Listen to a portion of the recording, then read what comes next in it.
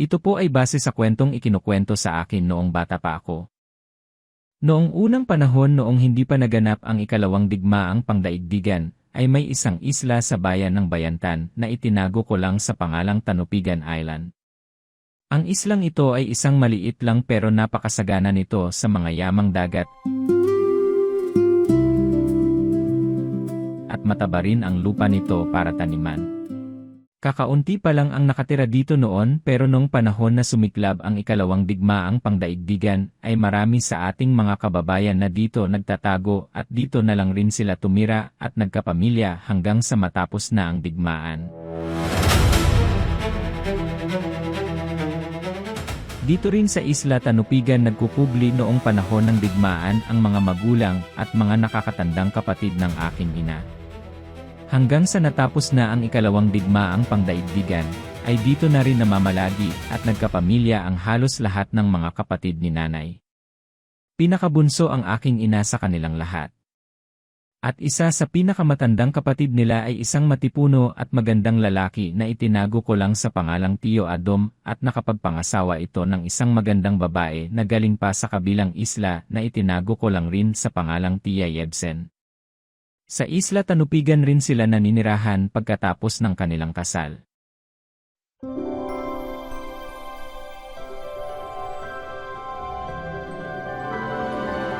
I have a story, and this is the story is all about long time ago. Oh, wait, wait!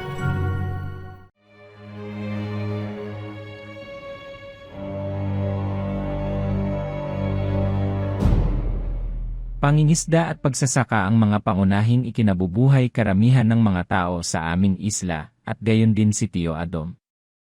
Kapag gabi ay mangingisda ang pinag-aabalahan ni Tio Adom,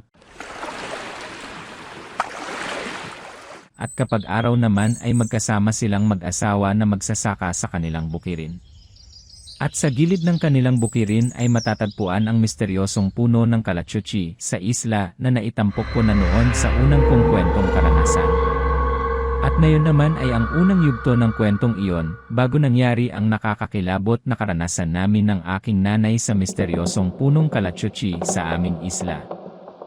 Mula pa noong una, bago pa isinasaka nila ni Tio Adom at Tia Yebsen ang kanilang bukirin, ay marami ng hiwagang napapansin si Tio Adom doon at lalo na sa puno ng Kalachuchi. Isa pa doon ay yung minsan, kapag daw nag-iisa itong si Tio Adom sa tuwing tanghaling tapat kapag minsay nakikisilong siya sa ilalim ng punong yon, ay minsan daw ay nakakaamoy siya ng mahalimuyak na pabango, at kapag minsan daw nang makaidlip siya ng tulog saglit ay magising na lang daw siya dahil sa mga naririnig niyang mga yapak, na parang bang mayroong mga naglalakad sa bandang likurang bahagi ng puno ng Kalachuchi. Pero kapag nilingon niya daw ito ay wala naman siya nakikitang tao. Inakalang niyang guni-guni lang niya yon at hindi na lang niya ito pinapansin. At sa tuwing mararanasan niya yun ay ikinwento niya agad palagi ito sa kanyang asawa pagdating niya sa kanilang bahay.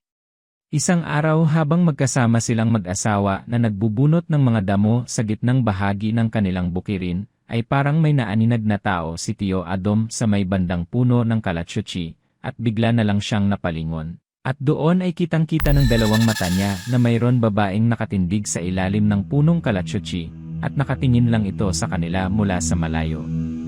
Pero parang nagulat rin daw ito nang tiningnan niya, at mumiti na lang ito sa kanya, at bigla na lang itong naglaho. Kita mo ba yun, Yebsen? Sino ba yun? Bakit biglang nawala? Ang alin? Yung bang babaeng nakatindig sa ilalim ng puno ng Kalachuchi kanina? Nasaan na ba yun? Bigla na lang kasing nawala. Saan ba? Wala naman ah.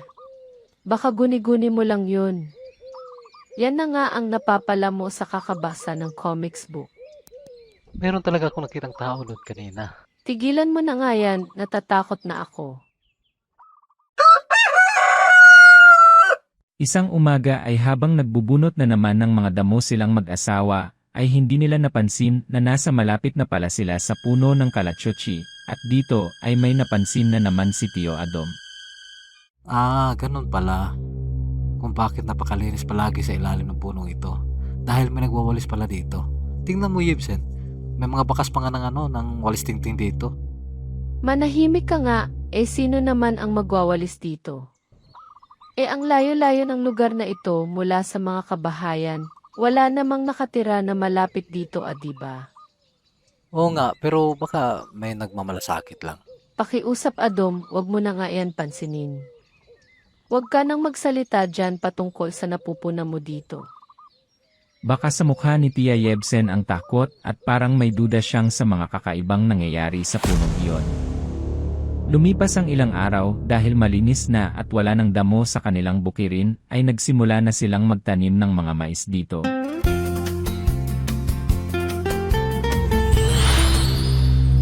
Pagdating ng tanghali ay umuwi muna sa bahay nila ang mag-asawang Tio Adom at Tia Yebsen para mananghalian muna.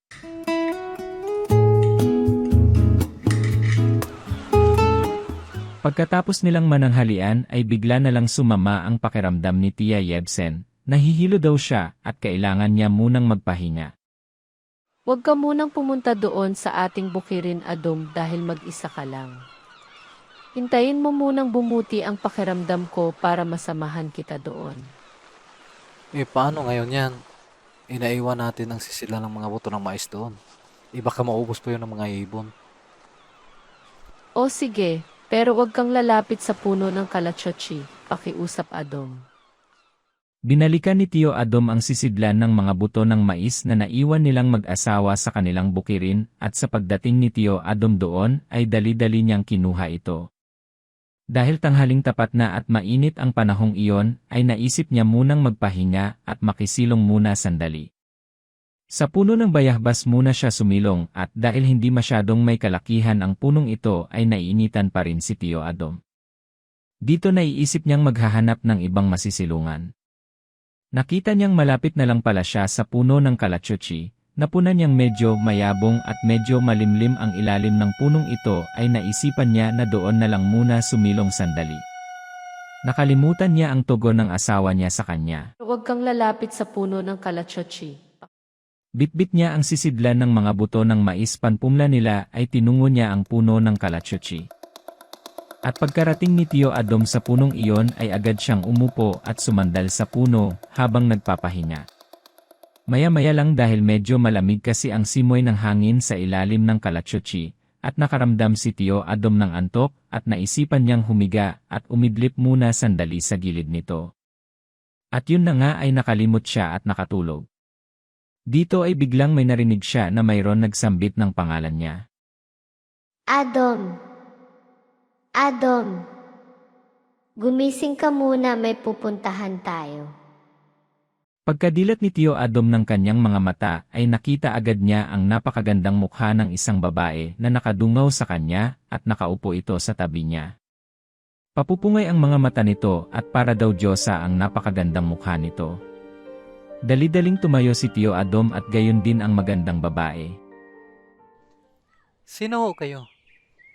Ano ka ba? Kaibigan mo ako, Adom. Saan ba? Kailan ba tayo nagkakakilala? Matagal na, Adom, pero hindi mo lang ako pinapansin. Napaisip si Tio Adom at mukhang parang nagtataka. Huwag mo munang isipin yan, Adom. Ang mahalaga ngayon ay nagkausap na tayo.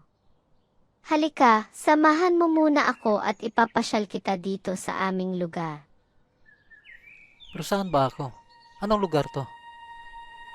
Sige na, halika na, Adom. At nang nasa loob na sila ng bahay ay pinaupo muna si Tio Adom sa sofa at umalis muna itong magandang babae.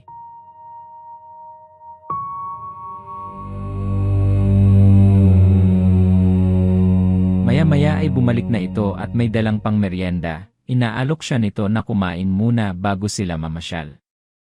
Tinignan ni Tio Adom ang pagkain at napunan niya na parang may kakaiba nito dahil parang gumagalaw ang pagkain pero mukhang masarap daw ito.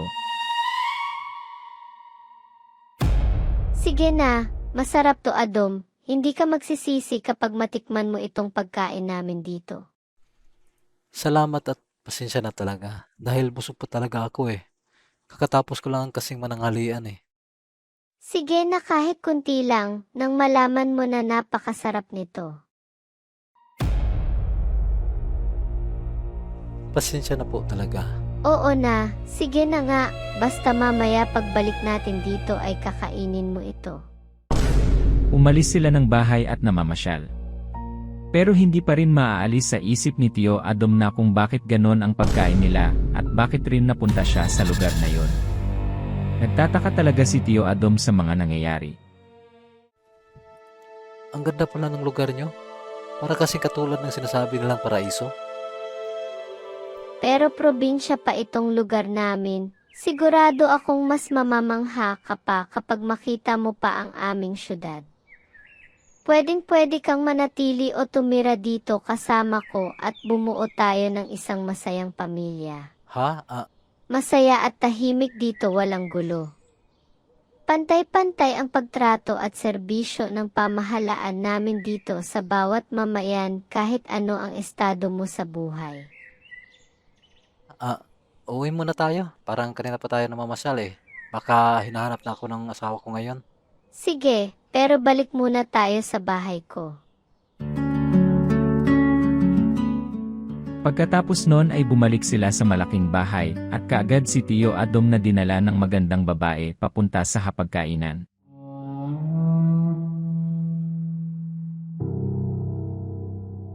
Dito ay may nakahandang pagkain na at inalok na naman si Tio Adom na kumain at halos susubuan pa nga siya ng magandang babae. Tulad ng dati ay tinanggihan na naman niya ito.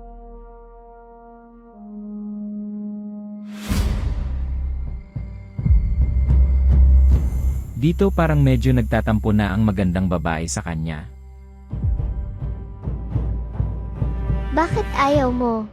Masasarap at special pa naman ang pagkain ng hinanda ko para sa'yo. Dahil mahal na mahal kita, Adom. Mahal mo ba ang asawa mo? Pasensya na. May asawa na kasi ako eh. At mahal na mahal ko po ang asawa ko. Maganda at mabait ka. Sigurado akong marami pong mga lalaki mabibighani sa iyo. Kahit ilan pa ang magiging asawa mo ay hindi mawawala ang pagtingin ko sa'yo. Sige na, kumain ka na, pakiusap. O sige. Pero may kondisyon. Na kapag kumain ako pagkatapos ay ituro mo sa akin ang daan papauwi sa amin. O sige na, payag na ako. Sige, kumain ka na. Kumuha ng pagkain si Tio Adom mula sa mesa at nang isusubo na niya sana ito ay parang may naririnig siyang boses ng kanyang asawa. Parang umiiyak at nagmamakaawang ibalik si Tio Adom. Naririnig mo ba yun? Parang naririnig ko yata yung boses ng asawa ko. Huwag mong pansinin yun dahil guni-guni mo lang yun. Hanggang sa parang papalakas na ang ingay na naririnig nila sa kanilang paligid at dito ay sumigaw na parang nasasaktan ang magandang babae.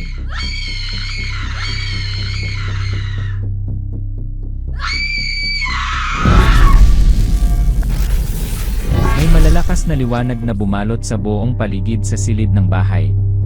Ang magandang babae na isa palang diwata o engkanto. At nang humupa na ang malakas na liwanag ay unti-unting bumalik sa normal ang lahat. Hanggang sa namalayan na lang ni Tio Adom na nasa may puno pa rin siya pala ng Kalachuchi at gabi na. Napansin rin niyang may mga boses ng tao sa likurang bahagi ng puno na may mga dalang-dala na malalaking sulo.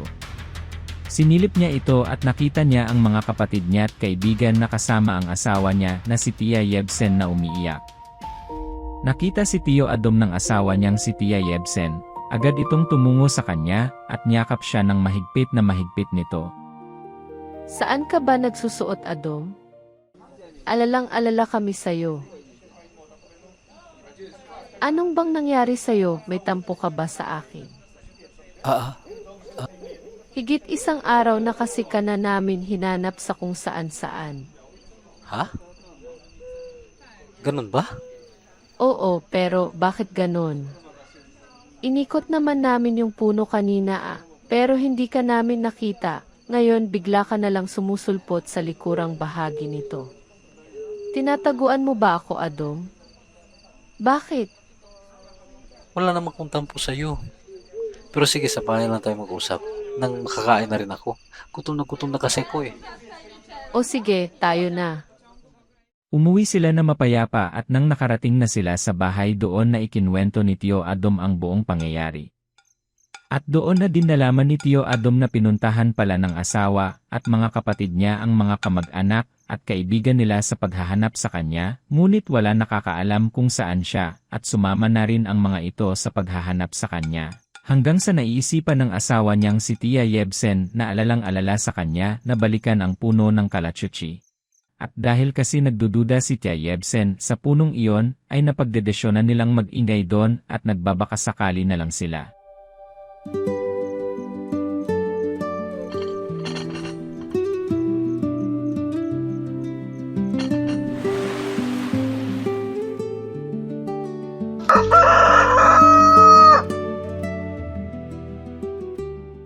Pagkatapos ng pangyayaring iyon ay nagsasagawa sila ng ritual para hindi nagagambalain pa ng mga diwata o engkanto si Tio Adom. Ilang taon na ang lumipas at hanggang sa nakapag-asawa na rin ang bunsong kapatid nila ni Tio Adom na yun nga ay ang nanay ko. Hanggang sa naisilang ako at lumalaki sa isla namin hanggang sa nangyari na naman ang kababalaghan nung bata pa ako, at yun ang naging tampok ko sa una kong kwentong ibinahagi sa inyo tungkol pa rin sa misteryosong puno ng kalachuchi. Ang sabi ng matandang tagapagkwento noon sa amin na kung kinain pa daw ni Tio Adom ang pagkain ng engkanto o ng diwatang iyon ay imposible na makakabalik pang muli si Tio sa mundo nating mga tao. Dahil daw di umano ay makakalimot daw ang tao sa pinanggalingan niya kapag makakain sa pagkain ng taga-kabilang mundo. Sa buhay, mahalagang pakinggan ang babala ng mga taong nagmamahal sa atin, dahil may mga bagay sa mundo na hindi natin lubos na nauunawaan. Ang katapatan sa pamilya, pananampalataya, at pag-iwas sa tukso ang siyang magliligtas sa atin sa kapahamakan. Sa mundong puno ng hiwaga, hindi lahat ng ating nakikita ay totoo, at hindi lahat ng totoo ay ligtas. Ang tukso ay kadalasang nagtatago sa anyong maganda at kaakit-akit. Ngunit ang pusong marunong makontento, marunong makinig, at tapat sa minamahal, ay hindi kailanman maliligaw. Sapagkat sa huli, ang tunay na lakas ng tao ay hindi nasusukat sa tapang, kundi sa kanyang kakayahang umiwas sa kapahamakan.